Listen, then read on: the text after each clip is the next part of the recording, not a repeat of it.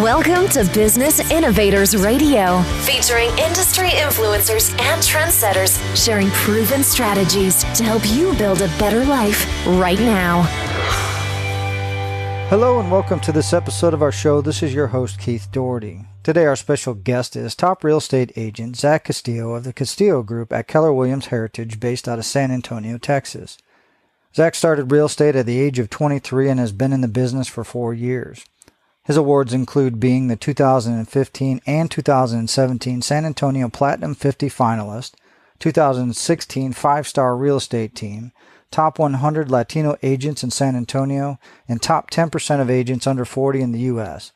In the past 3 years, he has been focused on doubling his business each year. He started at $5 million, then $10 million, and this year will close over $20 million. His goal for 2017 is $50 million.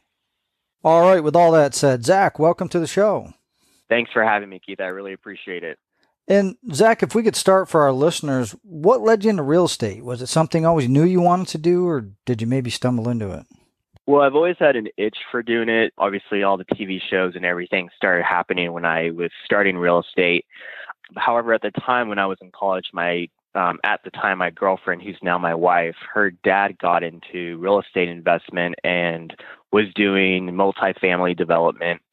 And I stumbled upon property management, which was my first, opening to real estate. And then from there on, the broker who was the property manager there introduced me to the selling side. I started doing leasing. And then after that, I opened my eyes to Keller Williams. And after that, it was just history, and I've loved it ever since then.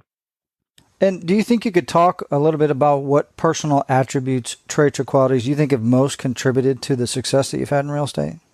Yeah, definitely. From when I first started with my original broker, he ingrained in me that I need to always constantly want to improve.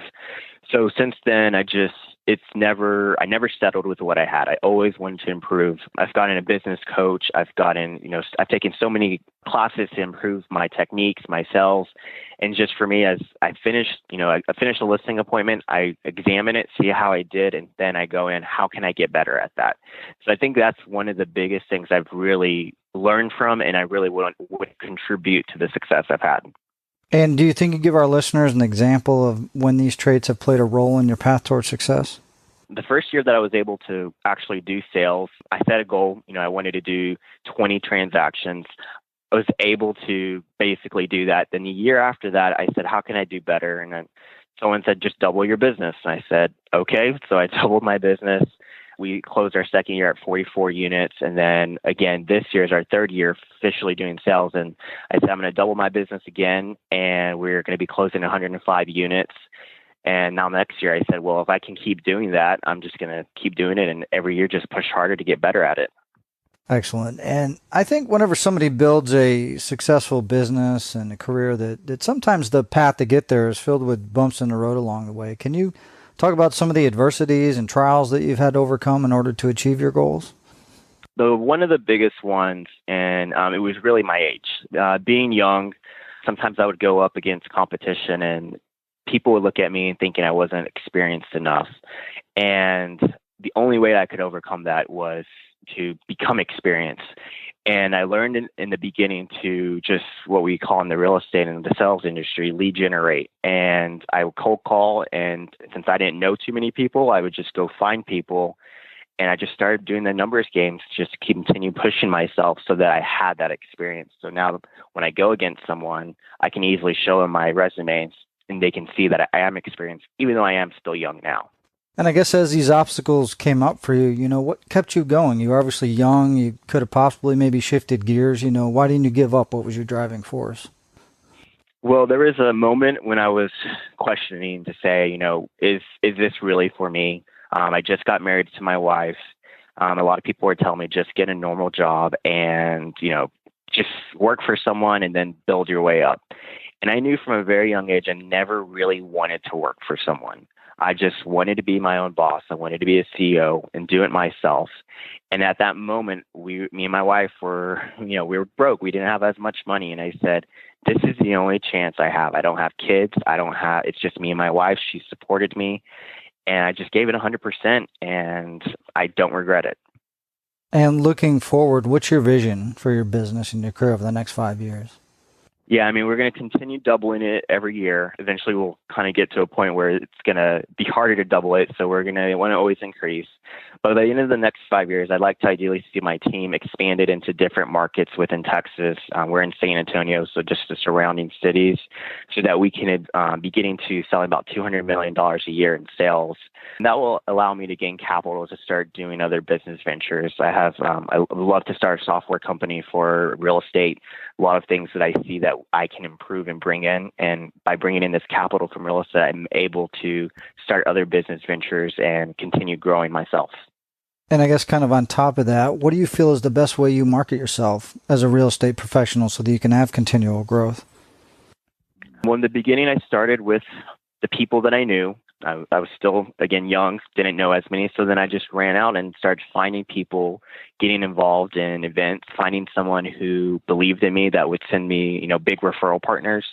I have a very strong lender who sends us lots of business. And then what I do now is just keep in touch with our people. I'm very big in social media. Everyone knows what's happening with me and my wife in our life and our business. So we just incorporate it all together by making sure we're communicating to our database as well as growing our database.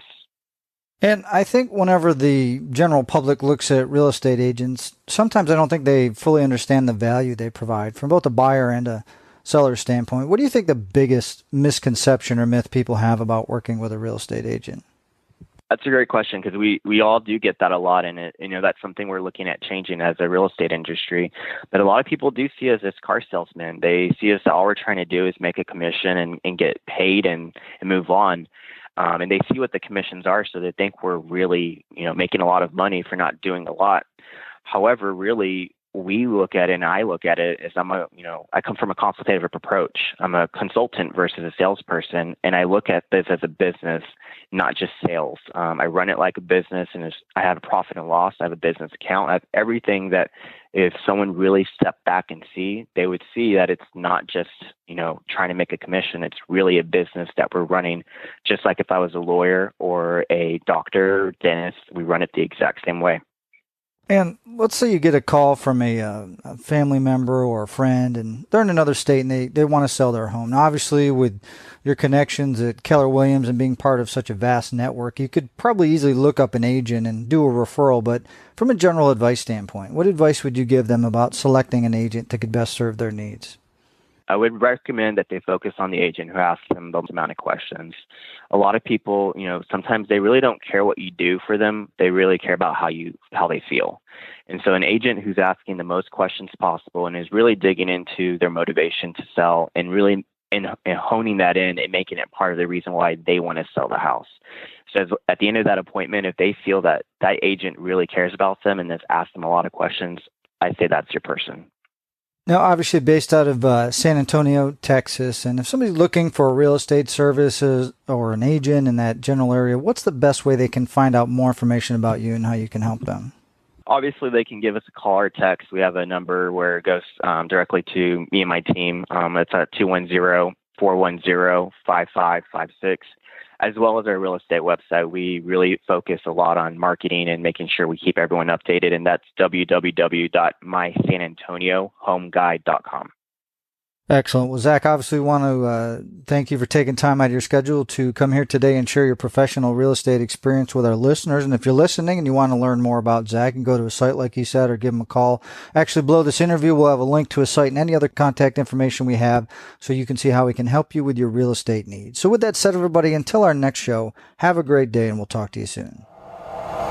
Thanks for listening to Business Innovators Radio. To hear all episodes featuring leading industry influencers and trendsetters, visit us online at businessinnovatorsradio.com today.